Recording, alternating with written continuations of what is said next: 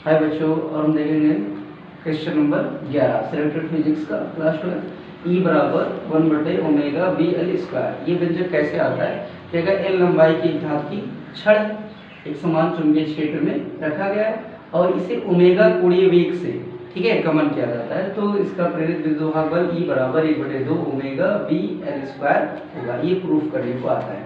तो हमने क्या किया, एक समान चुंबकीय क्षेत्र हमारे पास ये पीछे की साइड का है, ये पीछे की साइड का हम कुछ ऐसे इस प्रकार से प्रदर्शित कर देते हैं।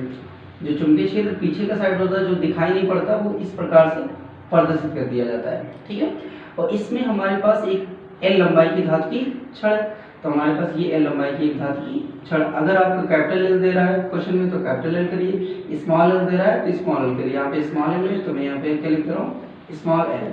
अब ये क्या हो रहा है कि अगर ये, अब देखिए ये चुंबकीय क्षेत्र नीचे की वजह से और ये आपका ऐसे है, तो ये अगर ऐसे ऐसे घूमे ठीक है, ऐसे कोणीय वेग से घूम रहा है, तो यहाँ पर क्या हो जाएगा, ये मान लीजिए कि यहाँ तक आया, तो ये कोण कितना परिवर्तन हुआ, मान लीजिए कि डी थीटा हो गया, कितना हुआ, डी थीटा परिवर्तन हुआ। यहाँ पे पहले स्थिति थीटा की, बाद में इतना परिवर्तन हुआ, डी थीटा हुआ।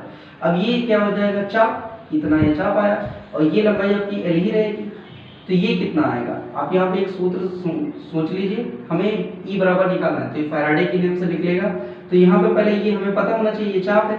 अब यहाँ पर क्या होता है, अब यहाँ पर क्या हो जाएगा, क्योंकि थीटा और त्रिज्या की अगर गुणा कर दे तो चाप आ जाएगा। तो चाप बराबर, यहाँ पर आप जानते हो चाप बराबर होता है बेटा कोण और गुणे त्रिज्या हो जाएगा आपका।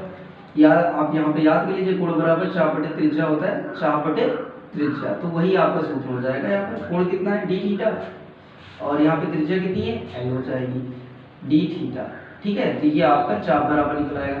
अगर जस्ट इसको हम थोड़ा सा मिला लें ऐसे, तो ये लंबाई लगभग इसी के बराबर होगी। तो ये हमारे पास क्या बन जाएगा, समद्विबाहु त्रिभुज। समद्विबाहु त्रिभुज में क्या हो जाएगा बेटा कि अगर इसका क्षेत्रफल निकालना चाहिए, काल्पनिक पृष्ठ होगा, तो इसका क्षेत्रफल निकालिए। क्षेत्रफल कितना हो जाएगा बेटा, क्षेत्रफल निकालेंगे सबसे पहले, तो क्षेत्रफल बराबर हो जाएगा 1/2 आधार गुणे ऊंचाई, आधार गुणे ऊंचाई। तो आधार गुणे ऊंचाई करेंगे तो यहाँ पर कितना होगा, 1/2, आधार कितना हो जाएगा आपका, देखिए आधार कितना हो जाएगा, आधार आपका हो जाएगा, आप एल कर दीजिए, ऊंचाई आपकी ये बन जाएगी, तो कितनी हो जाएगी, एल गुणे डी थीटा, ये आपका हो जाएगा। यहाँ पे गुणा करेंगे 1/2 एल स्क्वायर डी थीटा, ये आपका आएगा क्षेत्रफल। क्षेत्रफल बराबर इतना पता चल गया। अब क्षेत्रफल इतना निकल आया, अब हम क्या करेंगे कि अब हम देखिए क्षेत्रफल निकलने पर चुंबकीय फ्लक्स में परिवर्तन पता करेंगे। तो फाई बराबर आपका सूत्र क्या होता है, चुंबकीय फ्लक्स निकाल लीजिए। तो फाई बराबर यहाँ से कितना आएगा बेटा, तो फाई बराबर आपका आएगा, ठीक है, थोड़ा मैं इधर लिख दे रहा हूँ, आप यहाँ पे देख लीजिएगा, ठीक है। फाई बराबर यहाँ पे कितना आएगा, फाई बराबर होता है बी इंटू डी, पता है ना, फाई बराबर चुंबकीय फ्लक्स, क्या होता है चुंबकीय फ्लक्स बराबर बी इंटू डी। यहाँ पर तल थीटा बना लिया तो डी कॉस थीटा हो जाएगा आपका, ठीक है।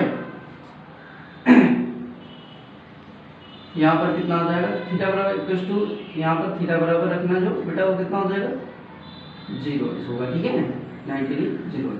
तो यहाँ पर हो जाएगा बी, बी का मान हमें पता नहीं बेटा, डी है, डी का मान कितना बेटा है, 1/2 एल स्क्वायर डी थीटा, और ये कितना हो जाएगा 5b। अब यहाँ पे दोनों पक्षों में क्या कर दें बेटा, इसका अवकलन कर देते हैं, ठीक है। क्या कर देंगे, टी के सापेक्ष अवकलन, तो टी के सापेक्ष या dt से दोनों पक्षों में भाग कर दो बेटा। तो dt से भाग कर देंगे तो यहाँ पे हो जाएगा d5/dt, और ये आपका b बाहर निकल जाएगा, 1/2 एल स्क्वायर बाहर हो जाएगा, यहाँ पे क्या आ जाएगा d थीटा बटे dt हो जाएगा। ये कोण में परिवर्तन की दर हो जाएगा, हाँ।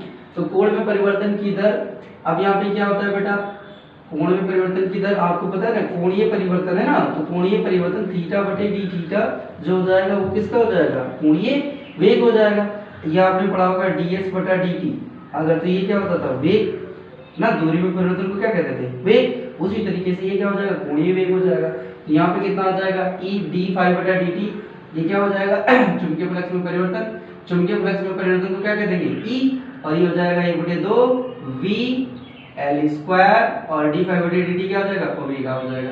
ये आ जाएगा 1/2 आपका ओमेगा बी एल स्क्वायर, और इधर हो जाएगा ये आपका व्यंजक आ जाएगा, ठीक है। और ये क्वेश्चन काफी बार पूछा गया, इसको कायदे से ध्यान करके आप देख लेंगे, ठीक है।